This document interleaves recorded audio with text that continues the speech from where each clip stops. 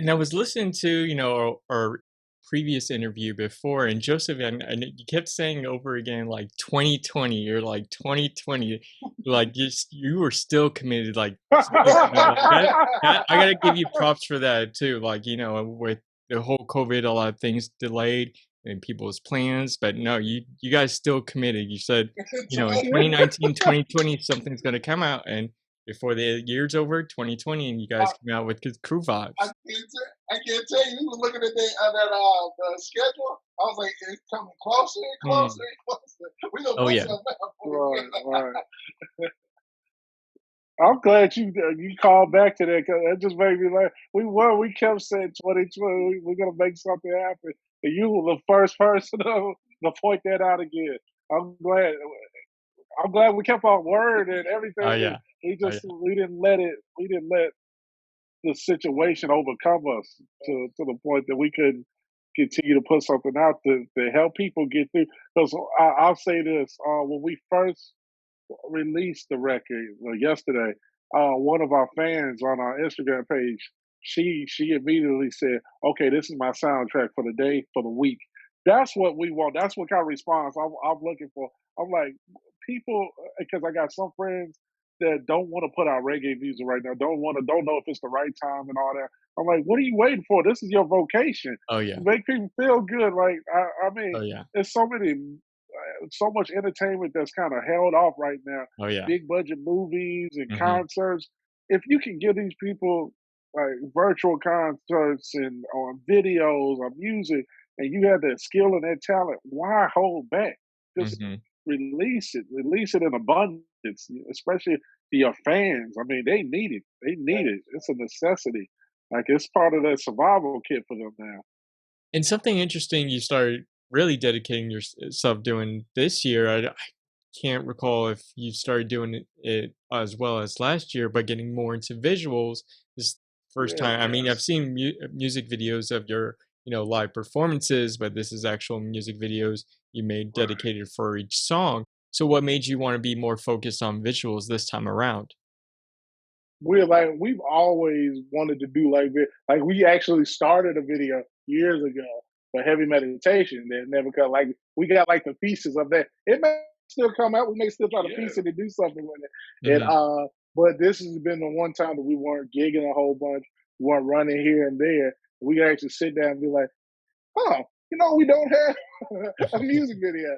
Let's do Yeah. it. And we literally just from especially not doing live shows, we wanted to keep our name and our face out there in some way, Yeah. shape, form, or fashion. So we said, hey, let's do a music video. Our goal is, fingers crossed, we want to do a music video for every song on the project. So Hmm. fingers crossed. But if we can get another two or three, I'm good. No, Yeah. I'm good. I'll be a happy camper when it comes to that. Yeah, same. Like, not only just for us, because like you said, this literally is the first Chinese connection I've ever seen. Videos, music videos. Yeah. These are the first Yeah. visuals, and we wanted to also do this for the people at home too. The quarantine, we didn't care about like views, anything. We in Reggaeville, big ups to them Oh for yeah. like sponsoring and with monetizing. That we didn't we don't care about views or anything like that. We just wanted feedback Oh yeah. and to know that people saw it and it was getting people through their day and it was something else for them to enjoy to kind of take their mind off of all the craziness going on in the world.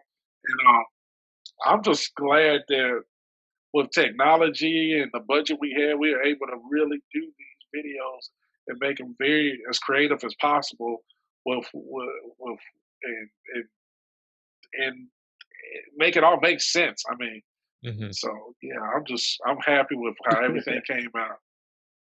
Did you guys have to do, like, practice a lot of social distancing, Oh during these yes, music videos? oh yes, well yeah, it was from checking temperatures from people before we start shooting it. Yes. Yeah. From just making sure Face everybody mask. face masks, making sure Oh, yeah. everybody was covered. Like if you look at what's the video? Logic video. David got a face mask through almost all of it.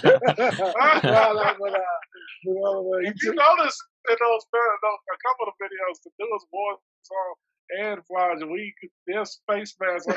We literally will put them on, take them off Oh, in yeah. between each Oh, shot. And they man. got behind the scenes videos. Like, okay, time to shoot. Okay, let's Oh, do it. man. But what it was really, I think we were just trying to make everybody as comfortable as possible during these times. I know people are like antsy, like I don't know, because I'm trying to get people to come down for a music video. They're like, is there going to be a whole bunch of people?